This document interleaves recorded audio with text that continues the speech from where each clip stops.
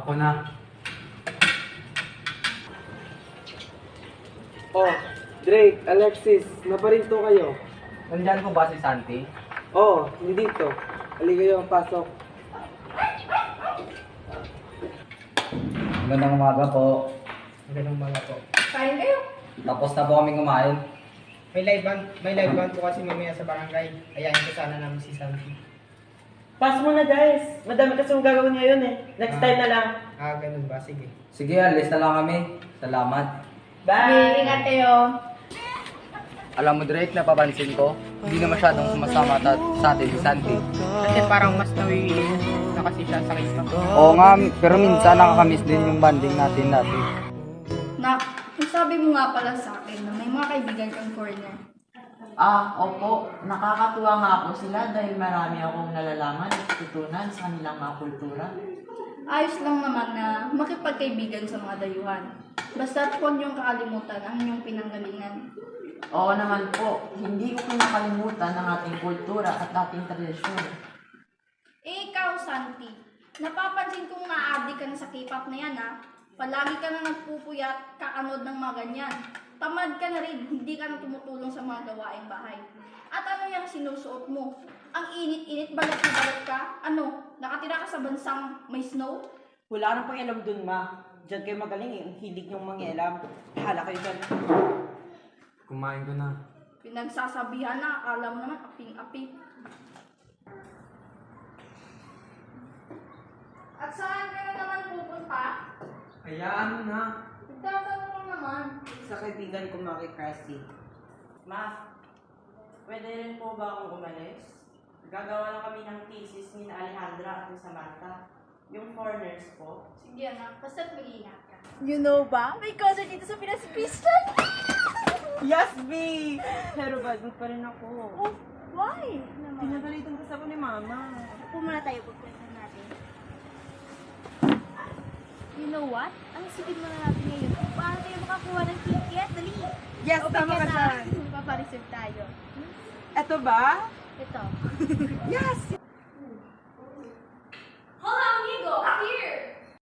Nagkakilala si Nathaniel at ang mga dayuhang kaibigan nito dahil sila'y kapwa magkaklase sa pinapasukang paaralan. Napagdesisyonan ni Nathaniel na dalhin sa bahay nila at ipakilala ang mga kaibigan nito kay Aling Vidya. Si Samantha na mula sa United States at si Alejandra naman na galing Spain. Ikinatuwa naman ito ni Aling Vidya. Siya ay namangha sa pagkakaiba at pagkakapareho ng kultura ng mga ito sa Pilipinas. Tao po! Happy delivery!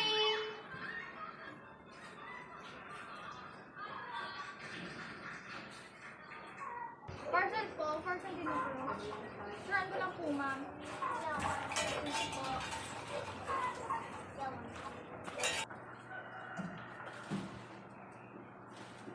Umorder ka ito? Ano to? Albums? Photo cards? Damit na pang Korean? Madami ka namang damit doon ah! Akin na yan, Ma. Nakakahiya ka sa mga bisita. Nakikiya ka pala. Bakit ayaw mo ito na palitin? Bastos ka! Tia, I think we should go. Yes, Anne, it's getting dark as well. Bakit dito muna si... Sige, ingat tayo. Gracias, Tia Vidya. Thank you so much, Auntie.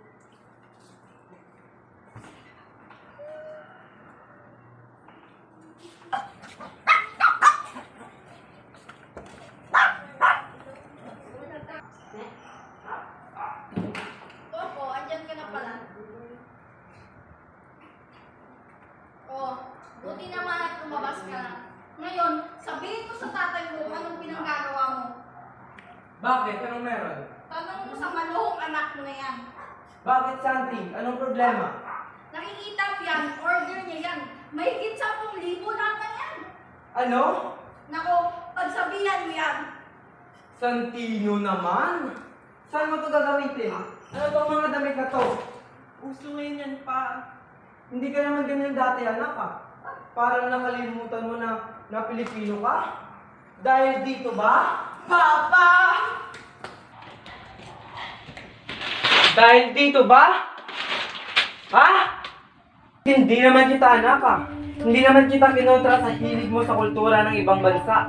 Binigyan ka naman namin ng sapat na kalayaan para piliin ang dapat mong gawin. Pero hindi ko lang inasahan ang paglimot sa iyong pinanggagalingan at pagkakakailanlan ang pagkakaintindi mo sa salitang kalayaan.